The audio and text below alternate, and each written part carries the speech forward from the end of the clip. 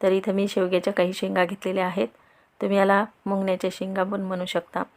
तर या शेंगामधील बोटभर कांड हे असं कापून घ्यायचं आहे आणि याची जाड सालं काढून टाकायची. अशाच पद्धतीने आपण सर्व शेंगा कापून घेऊया आणि याची सालं काढून घेऊया. तर बघा, अगदी सोप्या पद्धतीने आपण हे सालं काढू शकतो. तर असे लवकर सालं निघतात. हे मी पूर्ण शेंगाची अशी सालं काढून घेतलेली आहे आणि कापून घेतलेले आहेत. एका भांड्यामध्ये मी 1 ग्लास पाणी घेतलेलं आहे आणि त्या पाण्यामध्ये आपल्याला ह्या शेंगा टाकायच्या. 1 चमचा मीठ घालायचं आहे, अर्धा चमचा हळद घालायची आहे आणि याला थोडं मिक्स करायचं आणि हे भांडं आपल्याला गॅसवर ठेवायचं आहे. तर हे आपल्याला 5 मिनिटासाठी गॅसवर शिजायला ठेवायचे आहेत शेंगा. ह्या शेंगा शिजेपर्यंत आपल्याला वाटण तयार करून घ्यायचं आहे. तर इथं मी अर्धी वाटी भाजलेलं खोबरं घेतलेलं आहे. तर हे मी आधीच भाजून ठेवलेलं आहे आणि भाजलेले शेंगदाणे ते 2-3 चम्मच घ्यायचे आणि 2-3 चम्मच आपल्याला इथे भाजलेले धने पण घ्यायचे आहे. 2 चम्मच इथं मी तीळ घेतलेले आहे, ते पण भाजलेले आहे आणि अर्धा चमचा खसखस घेतलेली आहे, ती पण भाजलेली आहे.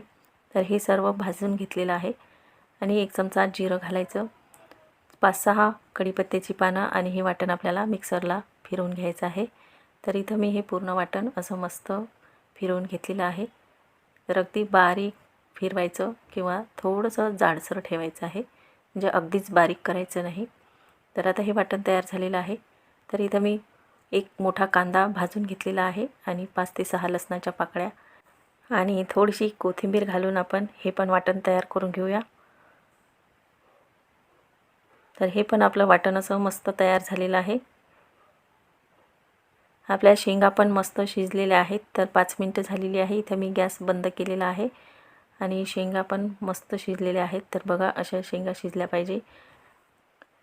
इथं मी गॅसवर कढई ठेवलेली आहे आणि त्यामध्ये आपण अंदाजे तेल टाकून घेऊया. तेल छान गरम झालं की त्यामध्ये 1 चमचा मोहरी, 1 चमचा जिरं टाकायचं आणि हे कांदा लसूणचं वाटण आपण केलेलं ते आधी यामध्ये टाकायचं आहे आणि मस्त याला परतवून घ्यायचं आहे.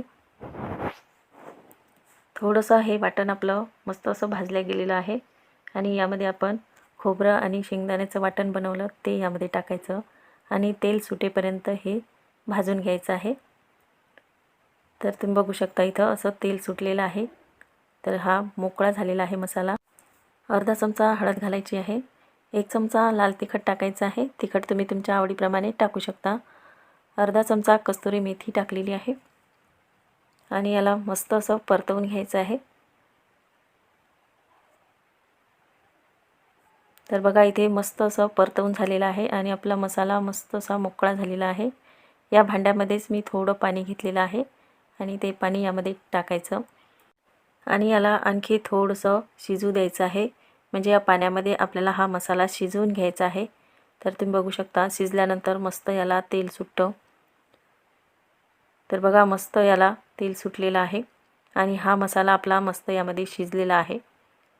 तर असाच मसाला मस्त शिजवून घ्यायचा आणि यामध्ये आपण ह्या शेंगा शिजवून घेतलेल्या त्या टाकायच्या. या शेंगामधलं पाणी पण टाकायचं आहे. ते पाणी फेकून द्यायचं नाही, त्यामध्ये भरपूर असे व्हिटॅमिन आहेत. तर ह्या शेंगा सकट आपल्याला हे पाणी पण यामध्ये वापरायचं, दुसरं पाणी टाकायची गरज नाही आणि मस्त यामध्ये आपल्याला 1 उकळी येऊ द्यायची आहे. तर अशा वेगळ्या ह्या शेंगा शिजवून घेतल्यावर याची चव पण खूप छान लागते आणि यामध्ये आपल्याला गरम मसाला टाकायचा आहे. तुम्हाला मीठ यामध्ये टाकायचं असेल तर सुरुवातीला चव घेऊन बघायची. तर मला इथे मीठ कमी वाटत आहे म्हणून मी थोडं मीठ टाकत आहे. मीठ आपण शेंगा उकडताना टाकलं होतं, त्यामुळं थोडं मीठ जपूनच टाकायचं आहे. तर अशा पद्धतीने ही भाजी बनवली तर खूप चवदार लागते. तर बघू शकता ही भाजी आपली मस्त अशी उकळी आलेली आहे. तर अशी 1 उकळी येऊ द्यायची आणि नंतर ही भाजी बंद करायची. तर बघा, ही भाजी आपली पटकन झालेली आहे. अशी भाजी खूप चवदार लागते आणि सर्वजण आवडीने खातील. तुम्ही ही भाजी भाकरीबरोबर, चपातीबरोबर खाऊ शकता. खूप मस्त लागते आणि सर्वांना आवडेल अशी भाजी आहे. आणि थोडी वरून आपल्याला यामध्ये कोथिंबीर घालायची. तर आपली ही मस्त अशी भाजी तयार झालेली आहे.